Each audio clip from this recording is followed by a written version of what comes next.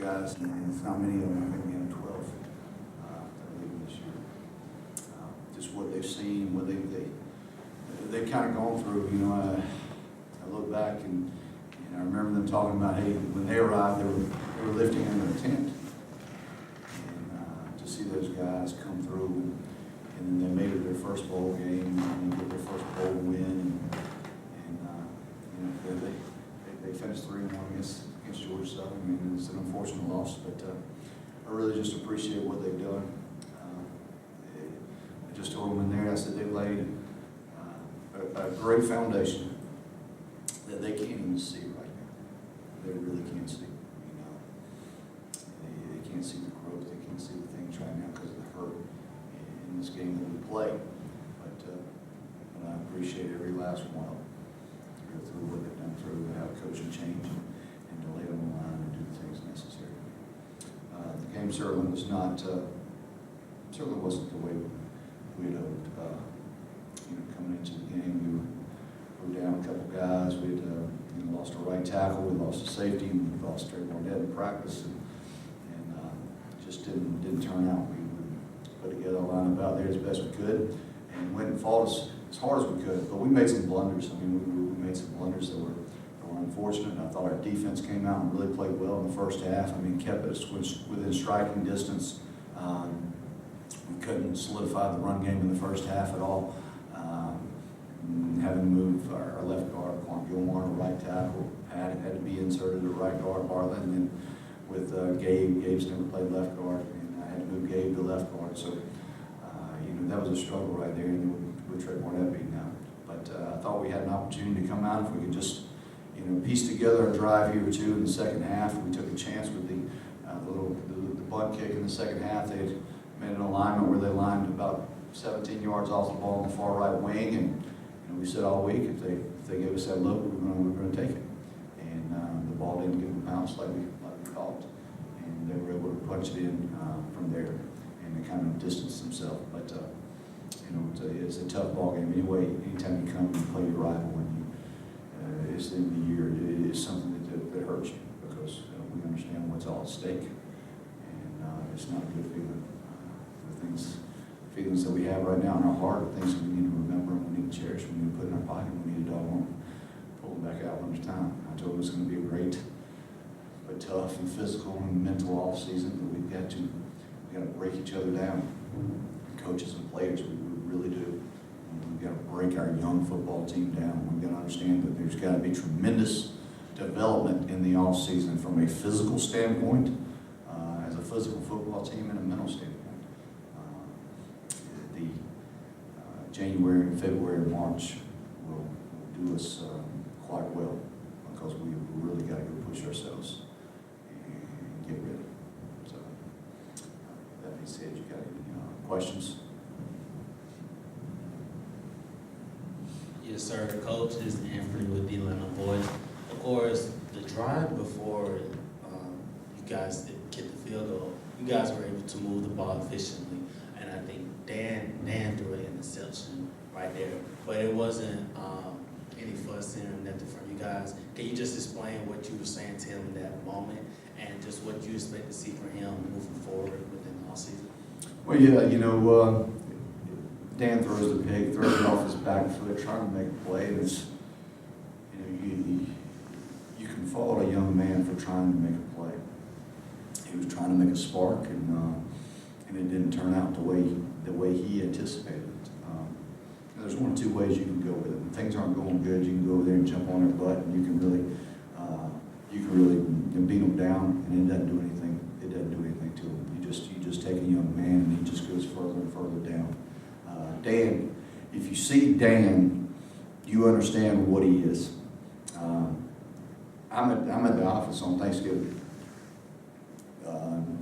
It's about 7 o'clock that evening. Dan's sitting there by himself, watching film. I understand what Dan is about. He's an exceptional football player. He's a very good quarterback. That play right there wasn't indicative of his play. But he's a heck of a player, and he's going to be a heck of a force next year for us. He is an unbelievable leader. It was very evident the first thing he told me in the meetings last spring, as I have an exit meeting, is he said, "Coach, all I want to do is win, whatever I can do." And he meant it. And you can see it in his play. Coach Manuel Glaze from the Crush Sports Talk.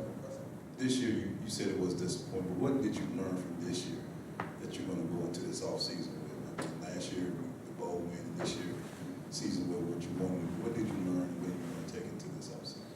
Yeah, well, I learned you can't go out and have to depend on 22 or 24 freshmen, true freshmen, and 2 redshirt freshmen to go win your championship.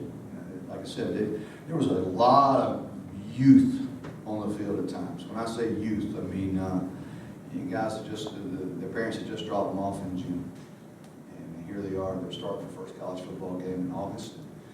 And it's tough. I mean, it's really tough. You don't go from just stepping on campus and all of a sudden, hey, big things have happened. I think, if you look at them, you got Quay in the secondary, you got Cornelius McCoy, he's our second leading receiver. You got, we ended up right there. They're the last. Seth Page is a true freshman running back that's been out.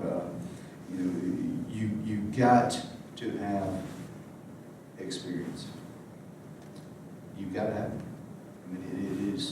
It is something that is necessary in all levels, whether it's your business world, or your team sports, whatever it may be. You've got to have guys that have done it and done it the right way.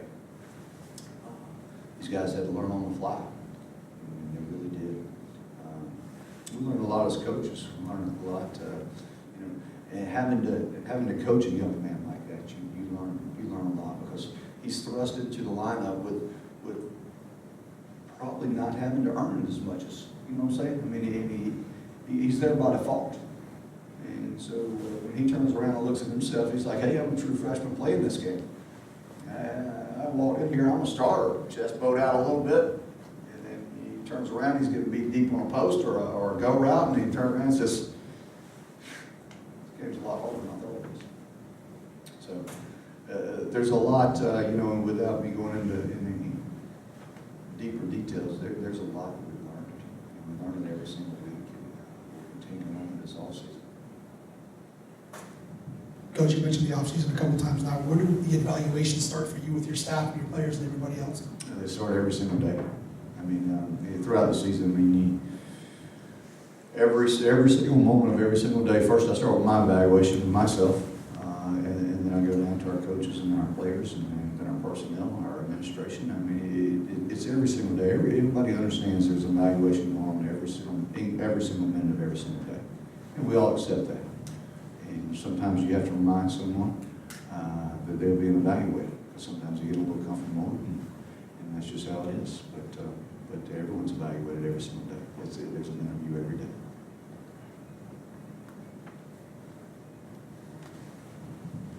You mentioned this foundation that the seniors have laid, and maybe they can't see it now, but what do you see of that foundation that you hope these young guys and guys coming into the program realize when they get here?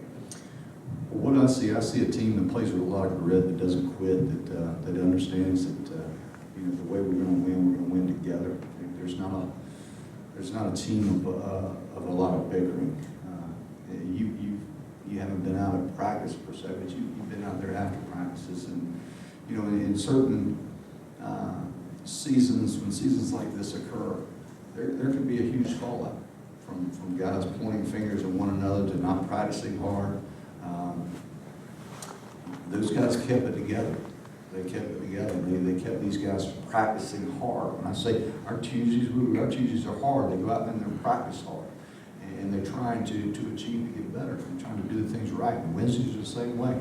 And I never once felt like we went out there and wasted a day. I never felt like they cashed it in and said, this is where we are, this is what we're going to be, and why go out there and do it this way. So I think our seniors, it was important that they led the strong message, and they led the charge in those practices, and kept these young guys with their heads on straight, and kept our team moving in the right direction.